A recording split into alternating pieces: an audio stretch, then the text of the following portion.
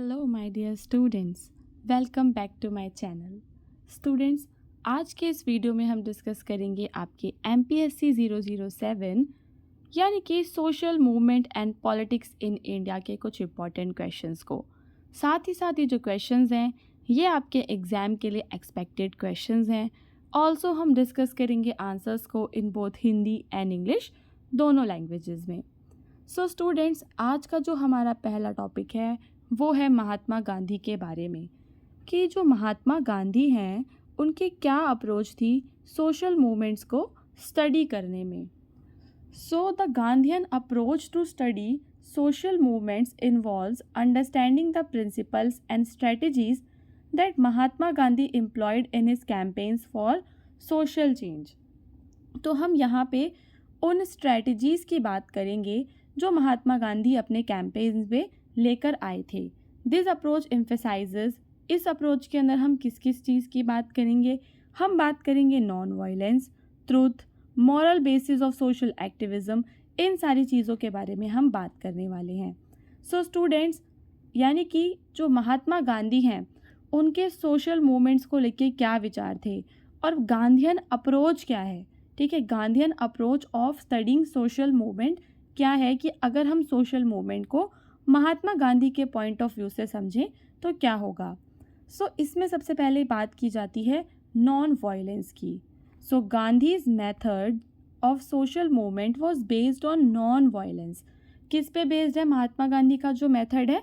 It was based on non violence, believing that true change could not come through violence but through peaceful means. जिसका क्या मतलब है कि जो real में जो चेंज है वो वायलेंस के द्वारा नहीं आता बल्कि कैसे आता है? पीसफुल तरीके से आता है। सो अहिंसा जो है महात्मा गांधी का एक इम्पॉर्टेंट सोशल मूवमेंट का कैरेक्टरिस्टिक है। सो गांधी की सामाजिक आंदोलन की पद्धति अहिंसा पर आधारित थी। उनका मानना था कि सच्चा परिवर्तन हिंसा के माध्यम से नहीं बल्कि शांतिपूर्ण तरीकों से आ सकता है। उसके बाद वो सफरिंग की बात करते हैं, तपस्या की बात करते हैं। So Mahatma Gandhi advocated for self suffering और सेल्फ सेक्रीफाइस। हम क्या करें कि खुद का सेक्रीफाइस कर दें as means to achieve social goals. अगर हमें किसे पाना है, अगर हमें सोशल गोल्स को पाना है तो हम क्या करें? तपस्या करें, यानी कि सेल्फ सेक्रीफाइस करें। So he believe that enduring sufferingly voluntarily could inspire change and garner public sympathy। उनके कहने का मतलब है कि अगर हम सफरिंग्स को ले लेंगे अपनी मर्जी से तो क्या होगा? इससे बदलाव आएगा समाज में और पब्लिक की सिंपैथी भी मिलेगी। जैसे कि वो क्या करते हैं, अगर आप बात करें भूख हड़ताल करने की, जो भूख हड़ताल होती है या मरने तक का जो अनशन होता है वो इसी में ही आता है कि सफरिंग्स को हम खुद से ले लेते हैं और लोगों की सिंपैथी हमें मिल जाती है और साथ ही साथ सोशल चेंज भी हो जाता है। सो तपस्या, गांधी ने सामाजिक लक्ष्यों को प्राप्त करने के साधन के रूप में आत्मत्याग या तपस्या का समर्थन किया। उनका मानना था कि स्वेच्छा से कष्ट सहना परिवर्तन को प्रेरित कर सकता है और जनता की सहानुभूति भी प्राप्त की जा सकती है। उसके बाद वो बात करते हैं रचनात्मक कार्यक्रम की। So Gandhi's approach included constructive programmes aimed at building the social and economic foundation of society। जो महात्मा गांधी हैं उनकी जो अप्रोच है वो उसका एम क्या है? It aims at building the social and economic foundation of the society. So Gandhi का दृष्टिकोण सामाजिक और आर्थिक आधार को मजबूत करने के उद्देश्य से रचनात्मक कार्यक्रमों को शामिल करता था। जैसे कि वो प्रमोट करते थे खादी को, विलेज इंडस्ट्रीज़ को और एजुकेशन को। आपको पता है कि महात्मा गांधी सेल्फ सफिशिएंसी को प्रमोट करते थे और कहते थे कि जो विलेज है वो इकॉनमी का सेंटर होना चाहिए। इसी कारणवश वो ग्रामीण उद्योगों को बहुत ज़्यादा सपोर्ट करते थे, साथ ही साथ खादी को और शिक्षा को भी बढ़ावा देते थे। गांधी की बात कर रहे हैं तो सत्याग्रह की बात करने में क्या बुराई है। सो सत्याग्रह जो है इसका मतलब क्या है? जो गांधी का मेथड है वो ट्रुथ पे बेस्ड था। ठीक है, इंसिस्टेंस ऑन ट्रुथ। साथ ही साथ it involve civil disobedience and non cooperation. इसके अलावा civil disobedience and non cooperation भी इसमें इंक्लूडेड है। सिविल डिसोबीडियंस का मतलब क्या होता है? सिविल अवज्ञा, यानी कि जो सरकार है आप उसको डिसओबे कर रहे हो, उसकी अवज्ञा कर रहे हो और उसके साथ असहयोग, उसको कोई भी सहयोग नहीं दे रहे हो, तो ये आता है सत्याग्रह में, असहयोग भी इसमें शामिल है। So these principles form the core of the Gandhian approach to studying and conducting social movements, focusing on moral integrity and non-violent actions. So students, यहाँ पे ये जो सारे principles हैं, इनसे बनती है गांधी की approach of studying and conducting social movements, जो कि फोकस करती है moral integrity and non violent actions पे। नाउ स्टूडेंट्स, अब जो हमारा दूसरा टॉपिक है वो है पॉलिटिसाइजेशन ऑफ दलित्स। जो दलित्स हैं उनका राजनीतिकीकरण हुआ, उसके क्या प्रभाव पड़े। राजनीतिकीकरण का मतलब होता है कि जो दलित जनसंख्या है वो कैसे राजनीति में पार्टिसिपेट करने लग गई। सो the politicisation of Dalit and backward class movements has had significant impacts on this communities offering various benefits. जो दलित्स के पॉलिटिसाइजेशन हुआ और बैकवर्ड क्लास मूवमेंट्स जो आए, उनके इम्पैक्ट्स कैसे हैं? बहुत ही ज़्यादा सिग्निफिकेंट हैं, सराहनीय हैं, क्योंकि इन कम्युनिटीज़ को क्या मिले थे? काफ़ी ज़्यादा बेनिफिट्स भी मिले हैं। जैसे कि जो सबसे पहला बेनिफिट है जिसकी हम बात करेंगे वो है इंक्रीज्ड रिप्रेजेंटेशन, यानी कि ये जो कम्युनिटीज़ हैं इनका रिप्रेजेंटेशन जो है वो बढ़ गया है समाज में, साथ ही साथ पॉलिटिक्स में, हर जगह जो दलित्स और बैकवर्ड क्लास हैं उनका रिप्रेजेंटेशन जो है वो बढ़ चुका है।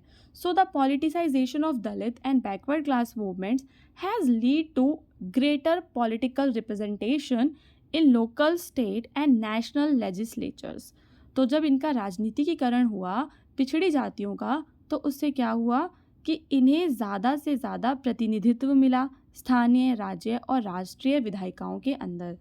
This increased representation has ensured that the specific issues and interests of these communities are addressed. तो क्या बात की गई कि ये जो कम्युनिटीज़ हैं इनके जो इश्यूज़ हैं उन्हें सुना जाने लगा। सो स्टूडेंट्स, दलित और बैकवर्ड क्लासेस जो हैं उनके राजनीतिकीकरण से क्या हुआ कि इनका जो प्रतिनिधित्व है वो बढ़ गया। उसके बाद हम बात करेंगे पॉलिसी फॉर्मुलेशन एंड इम्प्लीमेंटेशन की। जब से ये लोगों का प्रतिनिधित्व बढ़ा तो नीतियों के निर्माण और कार्यान्वयन में भी ये महत्वपूर्ण भूमिका निभाने लगे, जैसे कि राजनीतिक सक्रियता के द्वारा, यानी कि पॉलिटिकल एक्टिविज्म के द्वारा। Political activism has influenced the formulation and implementation of policies aimed at improving the socio economic conditions of Dalits. So यहाँ पे जो आपकी राजनीतिक सक्रियता है उसका काम क्या था कि जो दलित हैं उनके सोशियो इकोनॉमिक कंडीशंस को इम्प्रूव करना और उन्हें बैकवर्ड से क्या करना, थोड़ा सा ऊपर उठाना। उन्हें रिजर्वेशन दिया गया in education, employment, welfare schemes के अंदर उन्हें रिजर्वेशन दिया गया। उसके बाद हम बात करेंगे पॉलिटिकल पार्टीज़ एंड मूवमेंट्स की। जब दलित्स का राजनीतिकीकरण हुआ तो उनके पॉलिटिकल पार्टीज़ भी बनने लग गईं, जो स्पेशली सिर्फ इन कम्युनिटीज़ के लिए काम करती थी, इन कम्युनिटीज़ की वॉइस बन गई थी। ठीक है। राजनीतिक दलों और आंदोलनों का गठन।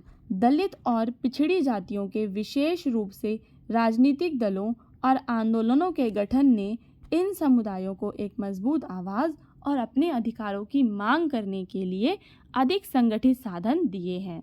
उसके बाद अब जो ये लोग हैं इनका रिसोर्सेज तक जो इनकी पहुंच है, संसाधनों तक जो इनका एक्सेस है वो बढ़ चुका है।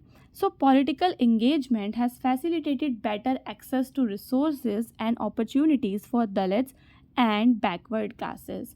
सो इनको क्या मिला है? इनका पॉलिटिकल एंगेजमेंट हुआ। जब ये लोग राजनीति से जुड़ गए तो उसके बाद इनका रिसोर्सेज तक, संसाधनों तक जो इनकी पहुंच है वो भी बढ़ गई। This includes access to education, health care and economic opportunities. इसमें क्या क्या शामिल है? शिक्षा, स्वास्थ्य देखभाल और आर्थिक अवसरों तक पहुंच शामिल है। सो स्टूडेंट्स, मुझे उम्मीद है कि आपको सारे जो पॉइंट्स हैं पॉलिटिसाइजेशन ऑफ दलित से रिलेटेड वो अच्छे से समझ में आ गए होंगे।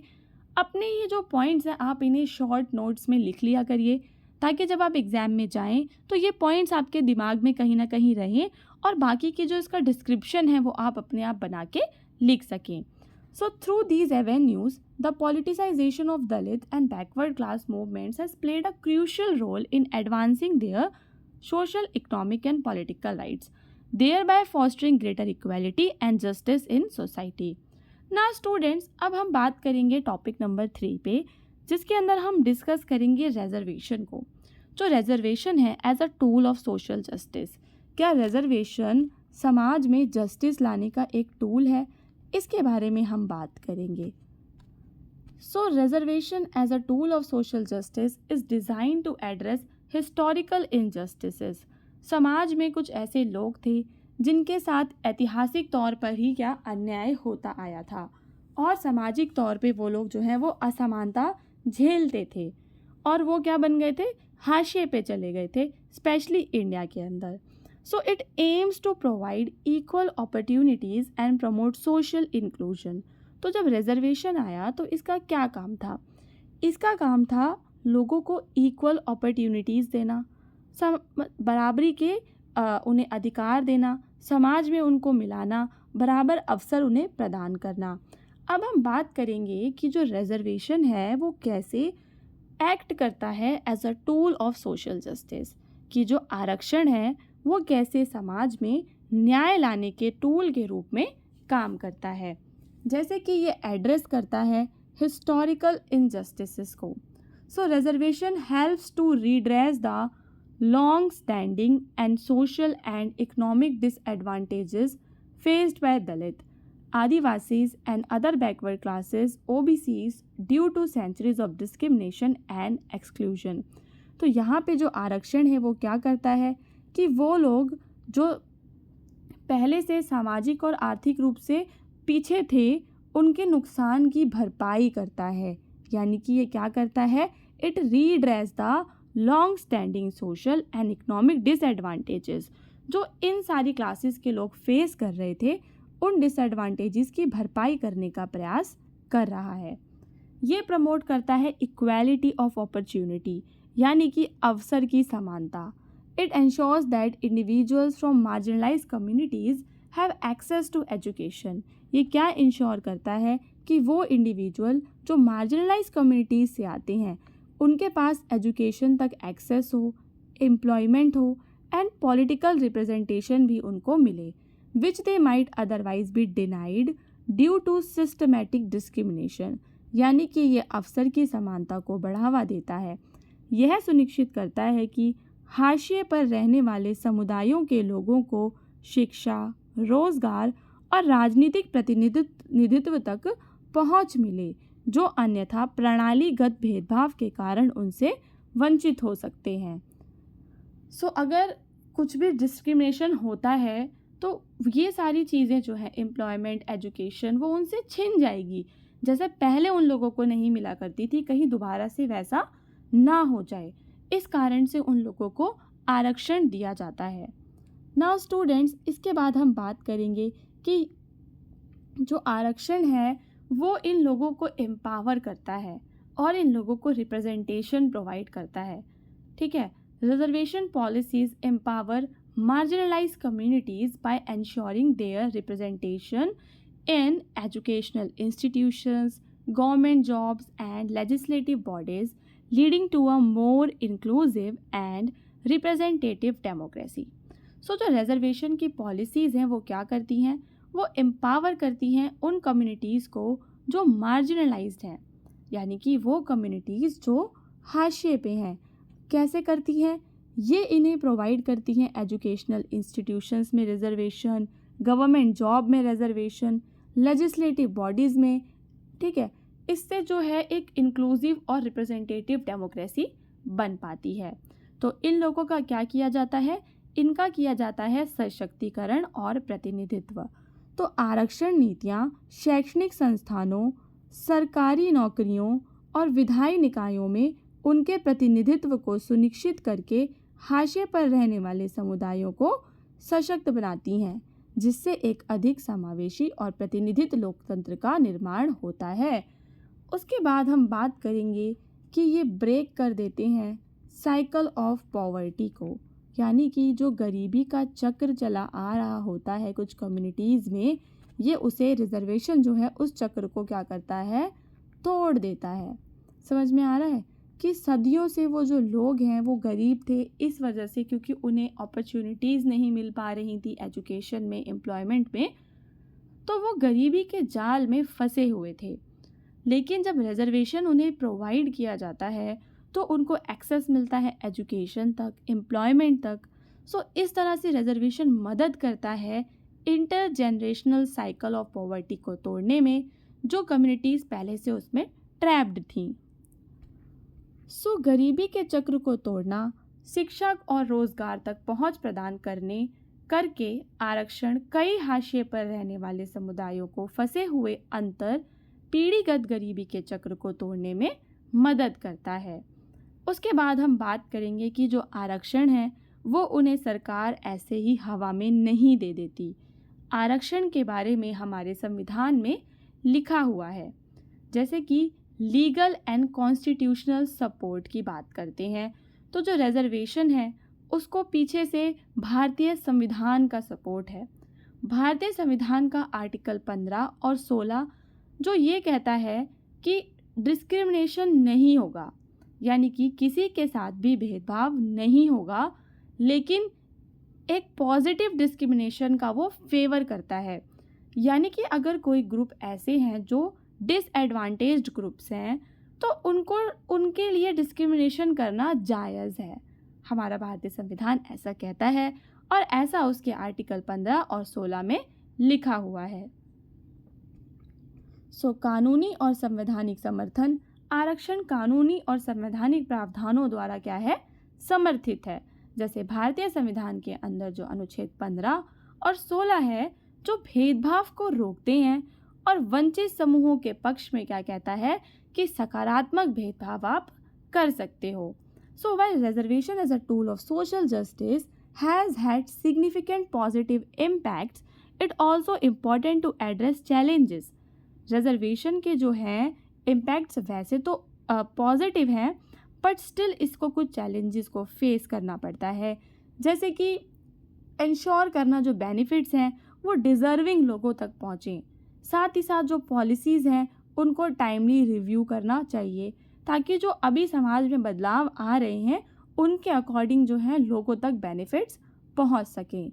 स्टूडेंट्स, अगर आपको ये वीडियो अच्छा लगा तो आप हमारे चैनल को सब्सक्राइब कर सकते हैं अगर आप इस चैनल पे न्यू हैं।